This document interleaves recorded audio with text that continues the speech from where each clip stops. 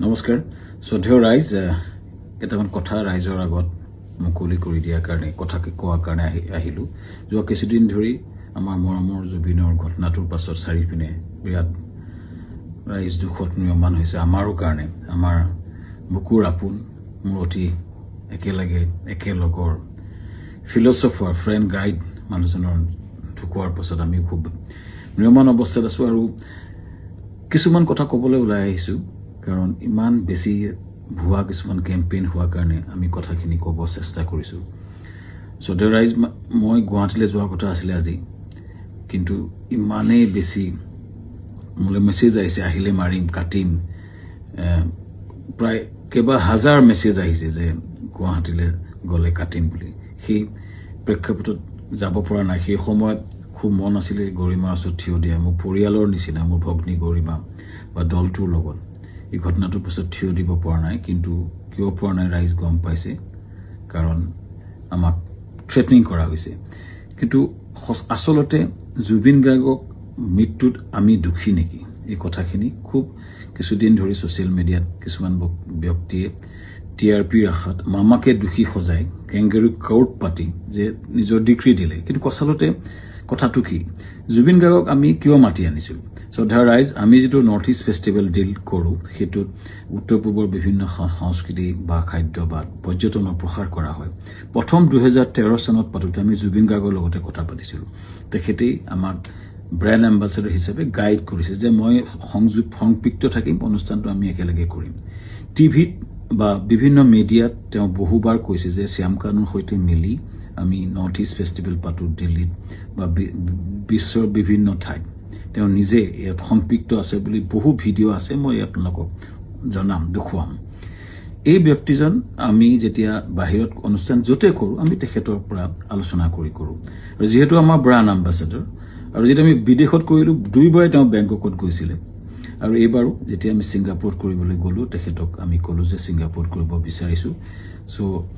আমি ক'লোঁ এনেকৈ কৰিব আমাৰ গোটেই প্ৰগ্ৰেমটো এনেকুৱা হ'ব তেখেতক ক'লোঁ যে তুমি যাবা নেকি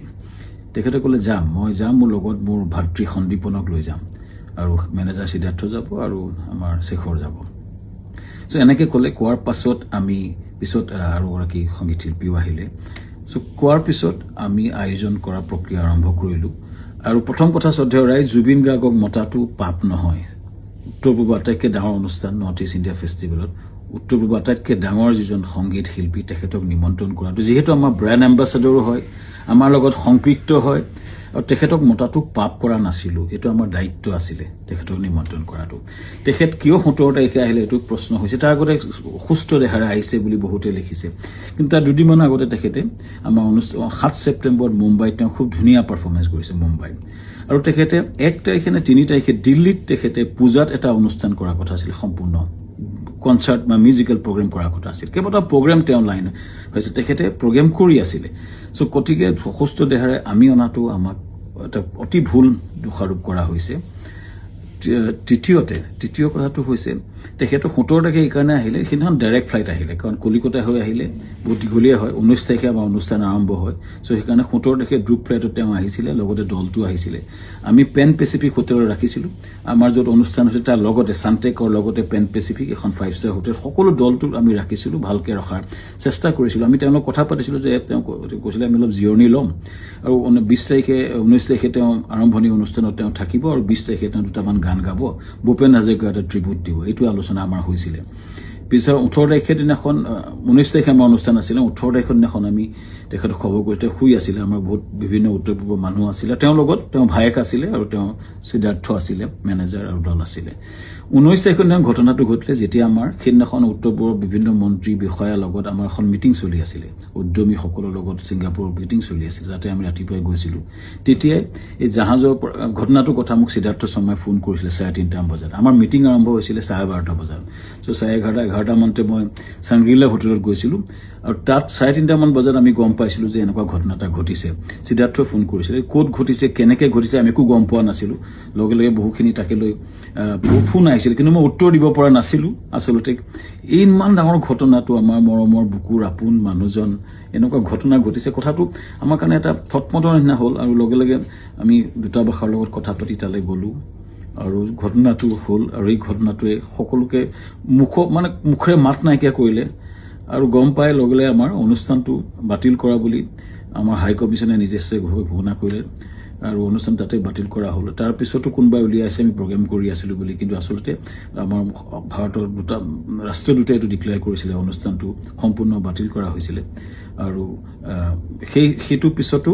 আমি টিমটোৰ লগত লাগি কেনেকৈ আমাৰ পাৰ্থিৱ শৰীৰটো গুৱাহাটীলৈ পঠাব পাৰি তাৰ লগত মই কাম কৰিছিলোঁ সিদ্ধাৰ্থ লগত আমাৰ মৰ্গত আমাকে যাবলৈ দিয়া হৈছিলে সিদ্ধাৰ্থ আৰু সন্দীপন শেখৰৰ লগত আৰু তাৰপিছতে কেম্পেইনটা আৰম্ভ হ'ল আমাৰ বিপক্ষে সেইদিনা মই কৈ আছিলোঁ যে মৰ্গলৈ যাওঁ বুলি কোনোবাই সেইটো মদ খাবলৈ যাওঁ বুলি এটা কেম্পেইন কৰিলে কোনোবাই ক'লে যে শ্যামকান্ত মহন্তক মানে ধৰি হত্যা কৰিব লাগে এনেকুৱা ধৰণৰ কেম্পেইন আৰম্ভ হ'ল আৰু এটা ভয়ানক আমাৰ বিপক্ষে এটা কেম্পেইন শ্ৰদ্ধা ৰাইজ এটাই মই ক'ব খুজিছোঁ যে আমি গোটেই প্ৰক্ৰিয়াটোত কোনো পধ্যে জড়িত নাছিলোঁ য'ত ঘটনা ঘটিছিলে তাত 12-13জন মান অসমীয়া সমাজৰ লোক আছিলে আৰু বিভিন্ন দলটো আছিলে যেতিয়া ঘটনাটো ঘটিছিল তাৰ বহু দূৰত আমি আছিলোঁ আমাৰ দলটো বহু দূৰত আছিলে চ' আমাক দোষাৰোপ কৰি এই প্ৰক্ৰিয়াটো কিয় কৰা হৈছে কেইজনমান ব্যক্তিয়ে ইচ্ছা কৰি এটা ডাঙৰ কেম্পেইন কৰি পেলাই আমাক বদনাম কৰাৰ বা হত্যা কৰাৰ প্ৰক্ৰিয়া যিটো কৰিছে শ্ৰদ্ধেয় ৰাইজ তাৰ এটা ন্যায় বিচাৰিছোঁ এতিয়া SIT হৈছে আমি খুব আদৰণি জনাওঁ যি প্ৰশ্ন হয় উত্তৰ দিব বিচাৰিছোঁ কাৰণ আমাৰ ফালৰ পৰা আমি ক'বলগীয়া কথাখিনি আমি কম আমি আদৰণি জনাইছোঁ সঠিক তদন্ত হওক কিন্তু এই যিটো ঘটনা ঘটিছিলে জাহাজখনত বহু দূৰত আমি আছিলোঁ আৰু আমাক সেই ঘটনাটোৰ সময়ত এই যিকেইজন ব্যক্তি আছে তেওঁলোকে তাৰ কথা ক'ব পাৰিব কিন্তু আমাক সেই ঘটনাটোৰ সময়ত আমাক সম্পৰ্কে কোৱা আমাৰ একচুৱেলি আমি নাজানিছিলোঁ কিন্তু এটা কথা হয় এই যিটো ঘটনা হ'ল এই ঘটনাটো আমাক সম্পূৰ্ণৰূপে বিধ্বস্ত কৰিছে আমাৰ জুবিন গাৰ্গ আমাৰ কাৰণে আছিলে সাহস জুবিন গাৰ্গ আমাৰ আছিলে ব্ৰেণ্ড এম্বাছাডৰ জুবিন গাৰ্গ আমাৰ অনুষ্ঠানটোৰ মূল হৃদপিণ্ড আছিলে হৃদপিণ্ডজন যোৱাৰ পাছত আমাৰ যি অৱস্থা হৈছে গোটেই দলটোৰ আমাৰ গোটেই বিধ্বস্ত অৱস্থা আমাৰ সকলোৰে আৰু ইয়াৰ পাছত যিটো আক্ৰমণ হৈছে আমাৰ পৰিয়ালৰ ওপৰতো আক্ৰমণ হৈছে ফেক ভিডিঅ' ওলাইছে ফেক ফোন কল ভাইৰেল হৈছে ইমান জুবিন গাৰ্গে এই অনুষ্ঠানটো নিজৰ বুলি আগুৱাই লৈ গৈছিলে তেওঁ অনুষ্ঠানটোৰ গুৰুত্বটো বুজি পেলাই নিজকে আগুৱাই লৈছিলে আৰু সেইজন ব্যক্তিৰ স্মৃতিত আমি বহু কৰিবলগীয়া আছে কিবা যদি জীৱনত কৰিব বিচাৰোঁ জুবিনৰ স্মৃতিত নিশ্চিতভাৱে কৰিব বিচাৰিম কিন্তু এই যিটো অন্যায় হৈছে যিটো মিছা অপবাদ দিছে ন্যায় হওক চৰকাৰক বিচাৰিছোঁ ন্যায় হওক আৰু আমিও ন্যায়ালয়ত যাব লাগিব আমাক দেশত আইন বুলি এটা বস্তু আছে যে মিছা অপবাদত আমাক যিটো কৰা হৈছে বা নিজৰ ঘৰলৈ যাব নোৱাৰা অৱস্থা হৈছে আমি নিশ্চিতভাৱে কিছুমান মানুহ উচতনি দি যিটো কৰিছে আমি ন্যায়ালয়ক নিশ্চিতভাৱে ক'ব লাগিব যে আমাক ন্যায় দিয়ক সুৰক্ষা দিয়ক আৰু ৰাইজৰ পৰা ন্যায় বিচাৰিছোঁ চৰকাৰৰ পৰা ন্যায় বিচাৰিছোঁ আৰু জুবিনৰ আমাৰ মহান শিল্পী আমাৰ মৰমৰ বুকুৰ আপোন মানুহজনৰ আত্মাই চিৰশান্তি পাওক ৰাইজৰ পৰা আশীৰ্বাদ বিচাৰিছোঁ ন্যায় বিচাৰিছোঁ ধন্যবাদ